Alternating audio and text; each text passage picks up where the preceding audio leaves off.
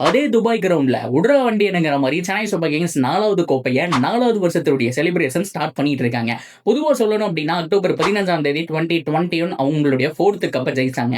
அது சாதாரண கப்பு கிடையாது. கம்பேக்னா என்ன அப்படிங்கிறத 2வது தடவை காமிச்சிருப்பாங்க. ஃபர்ஸ்ட் டைம் 2018ல வந்து கப்படிச்சிருப்பாங்க இல்லையா, அதுக்கப்புறம் 2020 துபாயில் போய் மேட்சஸ் அப்படிங்கிறது நடக்கும். பிகாஸ் கோவிட் அப்படிங்கிறதுனால. ஸோ அந்த சமயத்தில் ரொம்ப கேவலமாக தோத்துருப்பாங்க. முதல் தடவை பாயிண்ட் டேபிள் 8வது இடம் வந்திருப்பாங்க. முதல் தடவை பிளே ஆஃபுக்கே குவாலிஃபை ஆகாம தோத்துருப்பாங்க.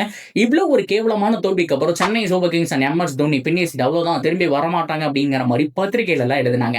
ஆனா அதுக்கு அடுத்த வருஷம் 2020 ஃபர்ஸ்ட் ஆஃப் இந்தியாவில் நடந்தது. மறுபடியும் கோவிட் காரணமா பார்த்தோம் அப்படின்னா அக்டோபர் மாசத்துல மீதி போட்டியை வச்சுக்கலாம்ங்கிற மாதிரி துபாய்க்கு மாத்தினாங்க.